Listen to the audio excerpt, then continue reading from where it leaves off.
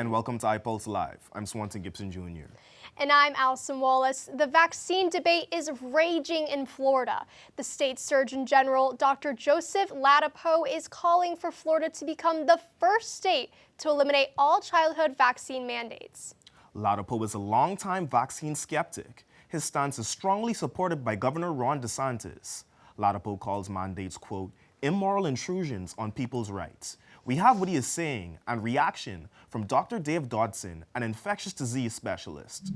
The Florida Department of Health, in partnership with the governor, is going to be working to end all vaccine mandates in Florida law.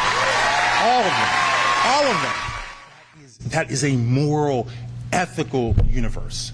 Not this nonsense where people who don't know you are telling you what to put in your temple. Well, I think our leadership is leading Florida back to the Middle Ages. We've done this before with no vaccines. It's called the 1800s. And back then, children, adults, everybody was subject to pandemics and early death. And infections traditionally were the biggest cause of death up until we invented vaccines. And so the advent of vaccines has saved millions and millions of lives. And to go against all of the thinking that has gone on for all these years it's ridiculous. It seems to be politically motivated for some reason, but it's not motivated to keep people healthy. Measles used to be all but eradicated in the United States. Well, this year, 1,300 cases to date of measles have been detected, and 3 healthy children have died of measles. So when we start doing this, when we start creating distrust of vaccines, it's a snowball, and the end result is going to be deaths. Your health and how to protect it is a constant debate this week at Capitol Hill. Secretary of Health and Human Services, Robert F. Kennedy Jr., is facing a lot of controversy with his new policies.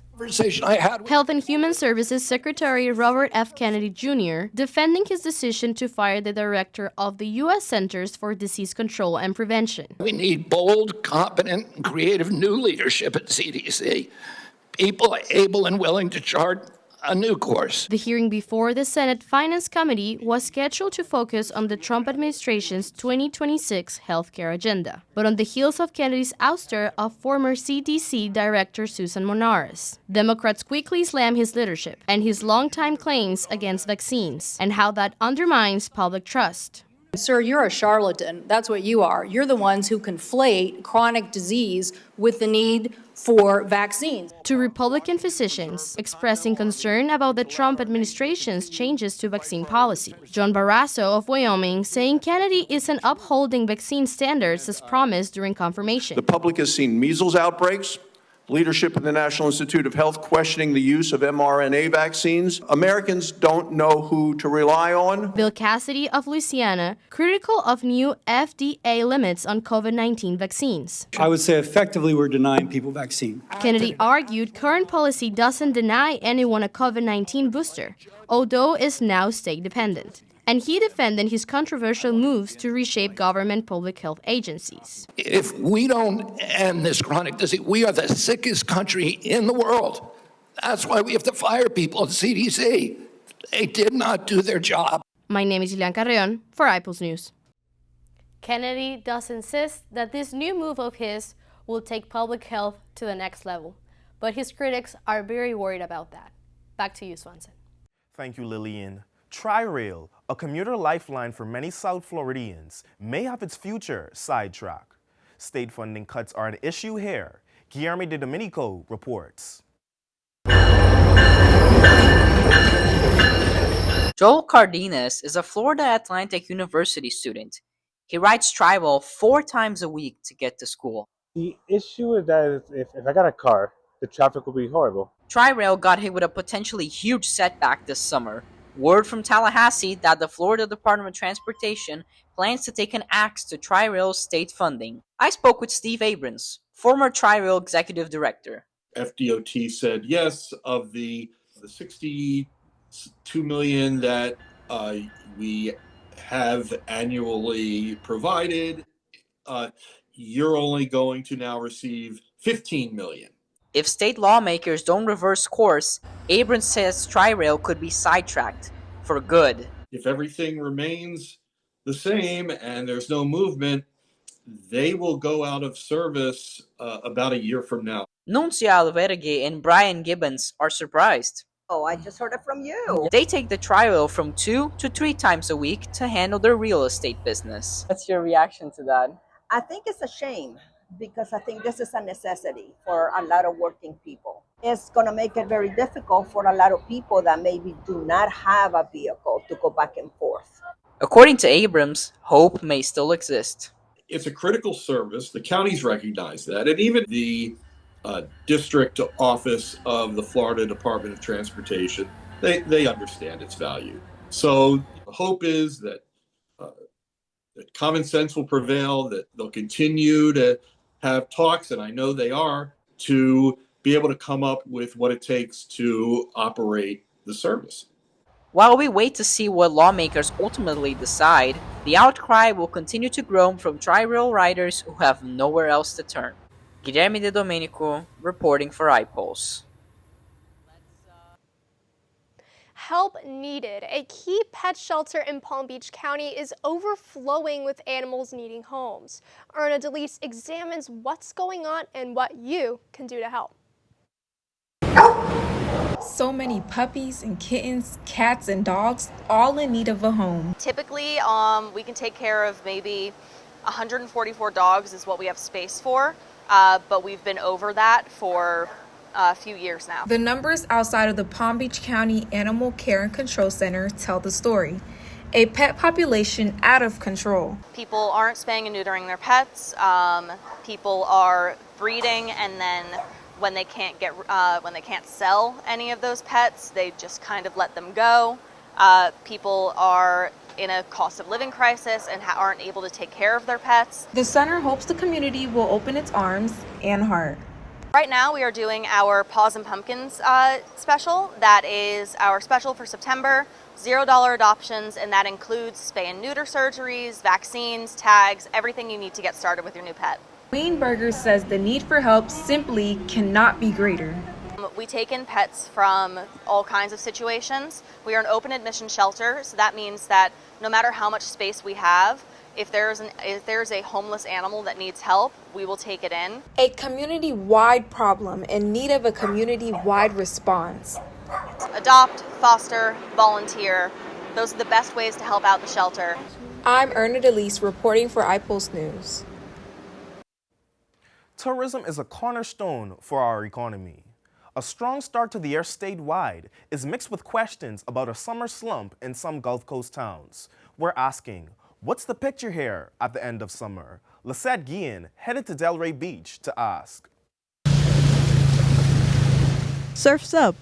Business is a little down this year along Delray Beach. Shop owners I talked to say it always happens after Labor Day. Like right now, we're like so slow, and it usually picks up like in October. Juliana Halleckman is busy making a new dish at Playa Bowls. It's pretty similar to how it was last year. She's always trying to find a new recipe to get more customers. Some of them are from Europe. Like, oh, we don't have acai over in Europe. She's hoping for the typical tourism bounce later this year. It picks up down around the holidays, like November when Thanksgiving starts, it takes off. In between kind of July and maybe end of October is our slowest season. Before the snowbirds arrive, the last of the summer visitors had the beach largely to themselves this day. My parents relocated here, so it was easy to just come and hang out. Raul Arpi is from Ecuador. He says there's no place like home, but a day at the beach here is nice on a family trip. We have the Galapagos Islands and all that stuff, so we have the fauna, the animals. I call local tourism officials. However, as of now, the summer numbers aren't out yet, but we'll keep checking on them for a tourism scene that's part of our South Florida economy. I'm Lisette Guillen, reporting for iPulse. We're going to turn our attention now to the Lynn campus. The men's soccer team at Lynn University is approaching a new season with excitement. And they're looking forward to defend their national championship title. I caught up with the team to talk about the flow of the most recent game. Kicking off their new season Thursday was the Lynn University men's soccer squad, looking to defend their Sunshine State Conference and NCAA Division II national championships. The Fighting Knights began their campaign taking on the Tusculum University Pioneers at Bobby Campbell Stadium. It was a tight contest throughout as the Fighting Knights got a glimpse of the intense competition they'll face this year. The score was tied at 1-1 for most of the game, with both teams playing physically. Midway through the second half, the Pioneers playing anxiously, leading to a careless foul and free kick. It would be Lynn's newcomer, Paul Brockman, finding a spot for the go-ahead goal. From this point onward, Lynn would be stingy on defense, not allowing Tusculum to score and getting the 2-1 win. Head coach John Roots touched on his team's season opening performance and new players fitting within the championship core. We have a handful of guys that are returning, so they're kind of giving us some continuity. And the guys, our new players came in and played really well today and played with a lot of energy, and I was really, really impressed. Every game that we play this season, these teams are going to come in and be motivated. They're playing against the number one team in the country. Good for our guys to see how motivated teams are going to be when they come to play us. And it doesn't matter who we're playing against, top to bottom. Any team that comes in here can beat us, and we got to be ready for them. And the newcomer and game-winning hero, Paul Brockman, shared his perspective.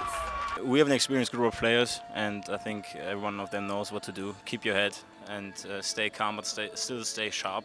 And that was our plan, and we dealt with it, and in the end it worked out. The Fighting Knights continue their title defense on Saturday as they take on the University of West Alabama Tigers at Bobby Campbell Stadium. Reporting for iPulse News, I'm Swanson Gibson Jr. The school spirit goes beyond the fields and classrooms. Our campus is growing, and we are excited to see new faces being involved in all things the campus has to offer. This week, freshmen shared with us their experiences so far and how they are adjusting to this exciting new chapter in their lives. My experience at Lynn, it's been pretty good so far. I got like a couple classes, but the experience is nice because I can walk around campus. I've been enjoying Lynn a lot since I first arrived here. I've made a lot of friends. I'm in the men's tennis team. I just go to class at 8 a.m. and after that I have practice with the team. How have you adjusted to the dorm life? Honestly, a lot easier than I thought I would because, it was easy to move in and I got to know my roommate before, so we kind of already had that relationship, so it's been easy to kind of just adjust like normal. So. What instrument do you play? Violin. That's so fun. Can you tell us a little bit more about your experience in the conservatory? Yeah, so I've been playing violin for almost 13 years now, and we decided to come here because of like the free scholarship, and I auditioned and I met the teacher I'm working with, and it was just easy to kind of accommodate. Welcome, Lynn freshmen.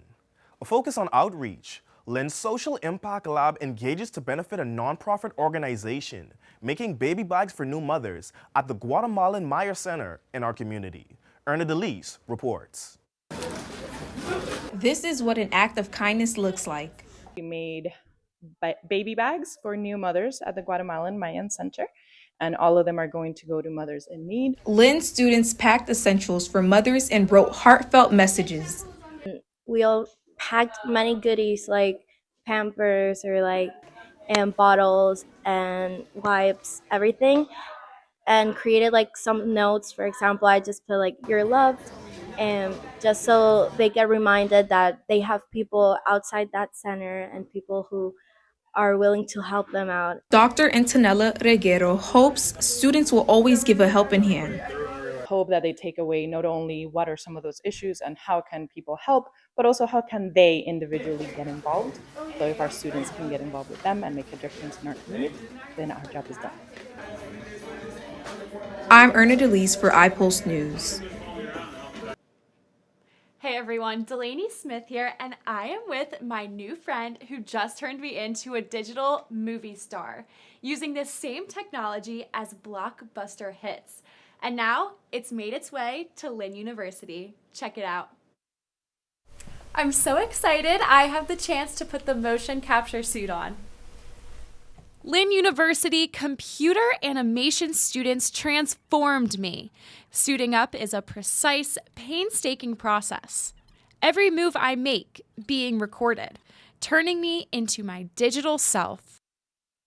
Hi, my name is Delaney Smith, and I'm reporting for iPulse Live, and I'm in the Rococo motion capture suit. And now, my digital character is ready to be placed in any movie. Graduate student Geronimo Rio put the suit through its paces too. So this is the mocap system. It's new to Lynn. Instead of going keyframe by keyframe, which is very tedious, you basically just do the movement. You can kick, punch, and it will record the whole thing. The whole suit has sensors because our system is Wi-Fi based. So you can basically put the gloves, put the suit, and walk around the entire campus without breaking. Motion capture began in entertainment, but it's quickly becoming an essential tool across a wide range of industries. This will become the most essential equipment for every single project you can ever imagine, starting from the TV shows, starting from the movie, and also with the education and medical field, military fields, everything that involves human movement, it can do it. Spider-Man and Batman and all the superheroes you can think of, they all been driven by motion capture. Modern motion capture saves animators countless hours of work, allowing them to focus their energy on creativity. The first Toy Story animations, one single Woody characters requires 350 hours per day of 35 animators to animate just one single CG characters.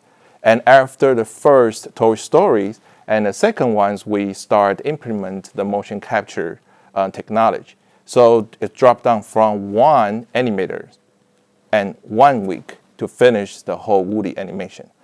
But that raises the question, is all this high tech going to put young computer animators out of work? I think it adds a challenge in some way that you need to learn a new process and new steps, but it also adds something to your repertoire. Going from keyframe animation to motion capture, it expedites some of the processes we need to do depending on the project and what we're doing. I'm Delaney Smith for iPulse TV News. Wow, Delaney, that seems like such an incredible experience. Now to a movie from a different era, Jaws. The blockbuster movie directed by Steven Spielberg is turning 50 years old. On this episode of Couch Potatoes, Lasekian and Guide Domenico dive into the lasting impacts of that movie. That includes the people it kept away from the beach that summer long ago. Hello, everyone, and welcome back to the first episode of the 2025 fall season Couch Potatoes. My name is Lisette. And I'm Guilherme. And today we're going to be talking about Jaws. Yes, movie just had its 50th anniversary. Movie that's very famous for lots of reasons. I think number one, it made people like deadly scared of sharks because, you know, people would go onto the beach and there was just frenzy of like, oh my god, a shark's gonna eat me, a shark's gonna show up. Yeah, I remember I saw it with my mom. She's like, Lisette, like, don't worry about the shark, it's not real. I'm like, Mom, I know, it looks like a robot.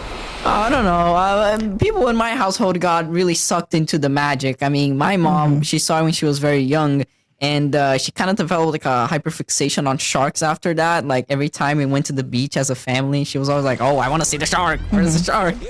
And it's funny to see these opposite reactions to Jaws because it's a movie that, you know, had responses varying from, oh, you know, sharks are now evil to people just understanding, oh, this is a movie.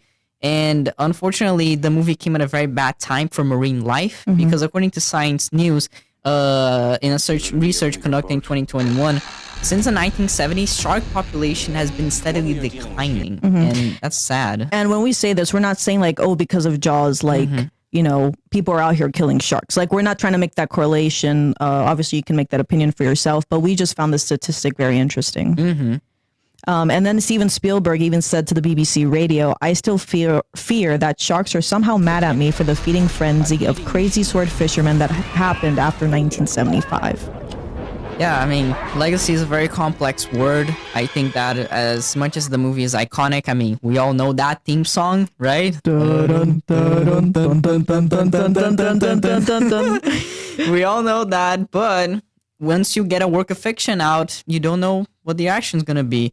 But nonetheless, we want you, we encourage to watch the movie. It's a classic. Like, go watch it in theaters or on Netflix, your choice. Yeah, and it's not scary, despite what Guy says. It is a bit. But anyways, bye.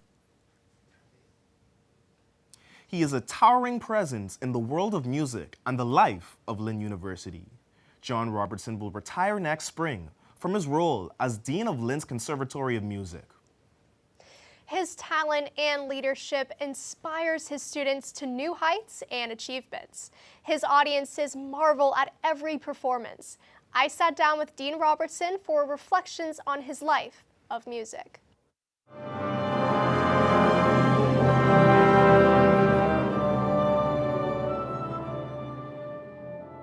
Maestro John Robertson, Dean of the Lynn University Conservatory of Music, is a world-class musician and educator. Born in Jamaica, John Robertson dazzled audiences with his piano debut at a young age in New York City's Town Hall. With a full ride to Juilliard, he never looked back. From child prodigy to world-traveling conductor and respected music dean, his story plays like a symphony of successes. I started as a young pianist at 7 years old. My parents noticed that if I heard something on the radio, that was back in the days of radio, I could go to the piano and play it.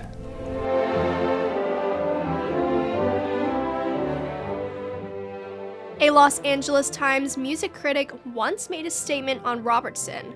Quote, Robertson is a conductor who inspires confidence in a listener. His beat is utterly secure. His feelings for structure, unfailing. His overall manner, no-nonsense elegance. End quote. And Robertson brought that knowledge to Lynn University. I think that bringing the level of young performers is sort of special. What we have here is not really a music department, where a student comes up and I'd like to play the piano, and they sort of learn a little.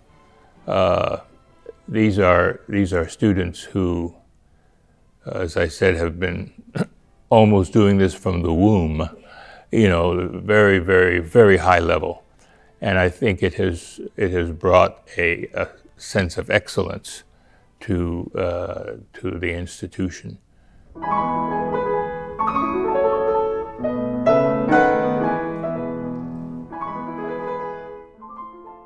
Robertson has won a plethora of awards throughout his lifetime. You could tell he has a special talent with the piano from being able to play anything he hears. Incredible. To watch him conduct is truly moving. What does music mean to you? Wow. I think in a way it is me. It's been such an integral part of my life from childhood. Music is something that takes us beyond the temporal, beyond brick and mortar, and exposes us to something as huge as the universe. It transcends. It does things to our soul, to our spirit, that elevates us beyond brick and mortar. When you think of the birds singing, for example, and you think of wind passing through the trees and the kind of sounds, it's huge. It's not local. It's not Boca Raton. It's the universe, and to be a part of that, to experience that, is not only is it special. it speaks to a deeper part of our being. It speaks to our soul, it speaks to our spirit, and music puts us in contact with that larger world. Very special.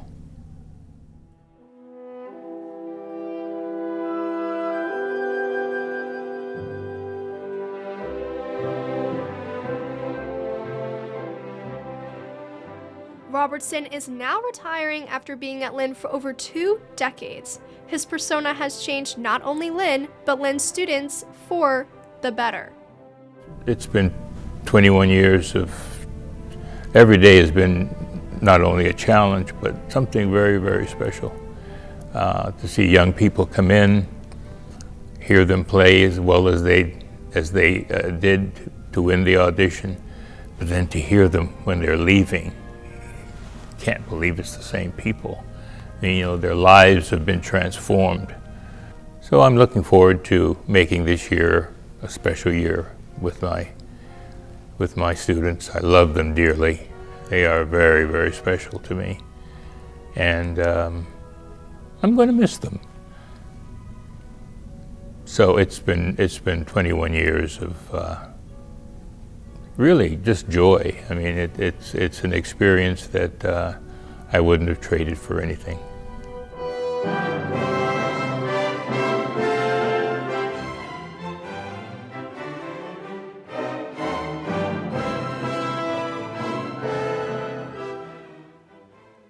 Wow, what an incredible story, Ali. I know you enjoyed doing that one. It was such a pleasure.